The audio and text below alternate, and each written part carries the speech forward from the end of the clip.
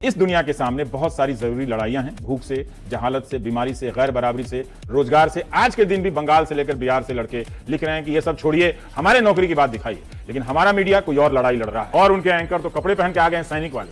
कुछ दिनों में 2 अक्टूबर को सब जो लोग बोलते थे कि आतंकवाद का कोई मजहब नहीं होता, आज उनकी टोली दूर दूर तक कहीं देखने को नहीं मिल रही। दोस्तों, आज के इस एपिसोड में महोदय की बिना निरमा साबुन के जमकर धुलाई होने वाली है। वीडियो काफ़ी ही मज़ेदार है, इसलिए अंत तक जरूर देखें। और यदि आप इस चैनल पर नए हैं तो चैनल को सब्सक्राइब अवश्य करें, ताकि ऐसे ही वीडियो आपको हमेशा देखने को मिलती रहे। यदि वीडियो थोड़ा भी पसंद आए तो लाइक जरूर करें। तो हेलो दोस्तों, मैं Abhay Nagvanshi, change your luck, zero से हीरो तक में आपका स्वागत है।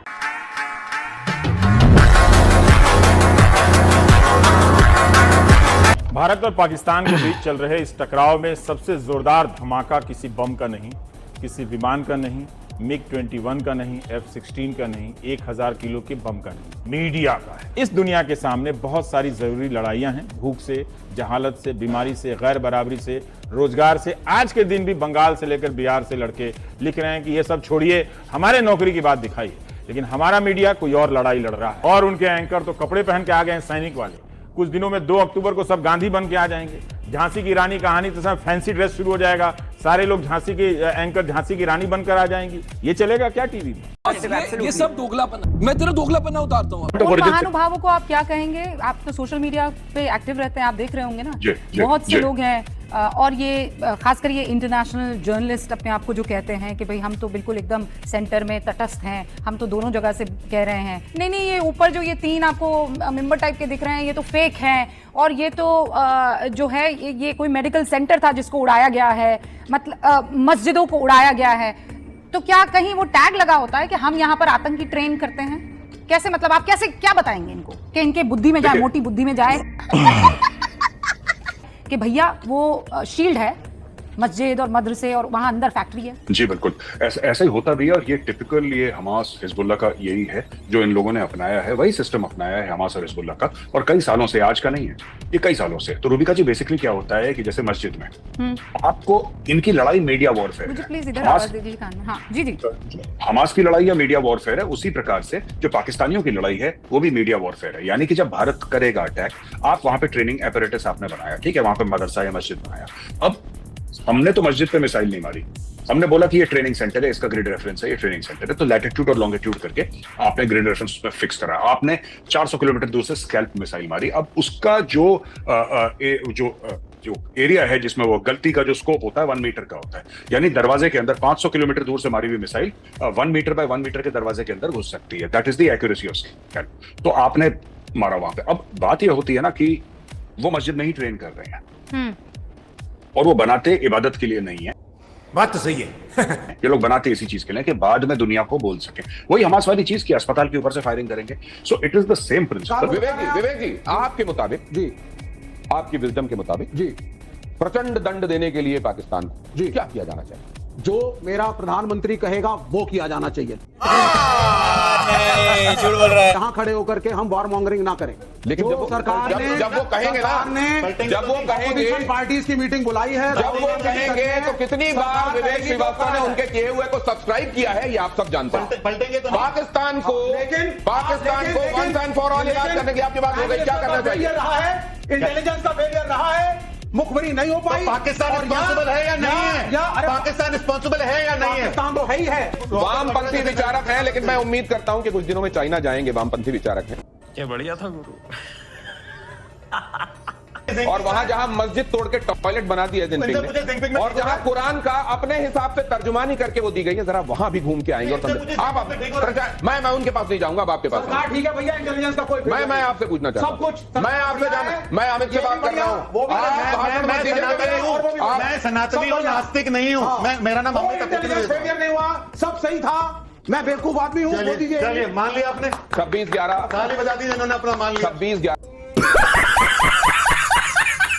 जब हुआ तब इंटेलिजेंस एकदम सक्सेसफुल था। ब्लास्ट पे ब्लास्ट जब हिंदुस्तान में हो रहे थे तब तो इंटेलिजेंस की वाह वाह क्या बात थी।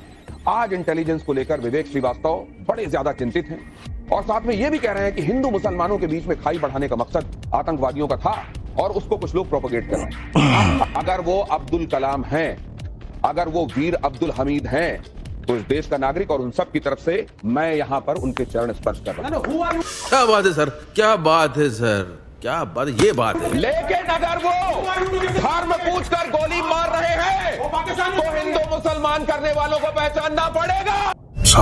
ये बार बार आरोप लगा देते हैं इंडियन मीडिया को शौक है कि वो चाहे कि मुल्क बर्बाद हो जाए। हम क्यों चाहेंगे?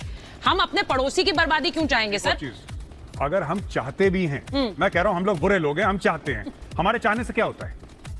हमारे चाहने की क्या वैल्यू है? देखिए, पाकिस्तानियों का मुल्क है, इमरान खान इंडियन तो नहीं है, जनरल आसिम मुनीर इंडियन नहीं है, नवाज शरीफ इंडियन नहीं है, शहबाज शरीफ इंडियन नहीं है, तो हम लोग अगर चाहें और ये कहते हैं कि भारत साजिशें करता है, अरे जब आपने हमें दुश्मन करारी कर दिया तो हम तो वही काम करेंगे ना जो दुश्मन करता है। हमारा काम है साजिशें करना, हम कर रहे हैं। पर आपकी जो नंबर 1 फौज है, आपकी जो नंबर 1 ISI है, दुनिया की नंबर 1, जो हर एक पाकिस्तानी लगभग यही कहता है कि नंबर 1 है, नंबर 1 है, इससे ऊंचा कोई नहीं है। और एक टीवी एंकर ने तो यहां तक कह दिया था कि उड़ते हुए परिंदों के पर गिन लेती है। हमारे यहाँ ऐसा ही होता है। वो लेडी एंकर, मैं नाम बोल रहा हूं, उन्होंने बोला उड़ते परिंदों के पर गिन लेती है हमारी फौज। तो कौन से परिंदों के पर नहीं गिन पा रही?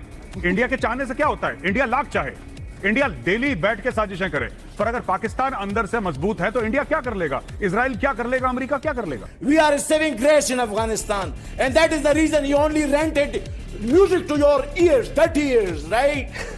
And he cannot slap sanctions. Let me tell you now, and I tell you, mind it, remember it. He cannot, till the time America is in Afghanistan, they cannot slap sanctions on Pakistan. Pakistan is not India.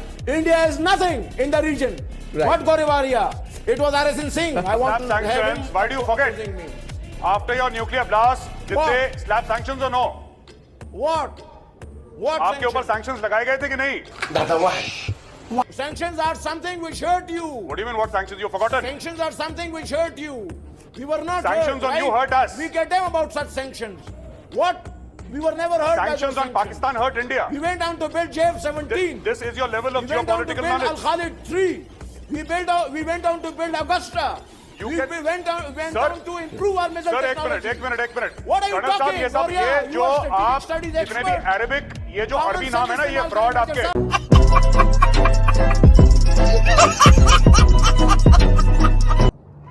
तो कैसे लगी आज की video हमें comment box में reply करना बिल्कुल भी ना भूलें, और जाते जाते वीडियो को लाइक, शेयर और चैनल को सब्सक्राइब अवश्य करें ताकि ऐसे वीडियो आपको हमेशा देखने को मिलती रहे।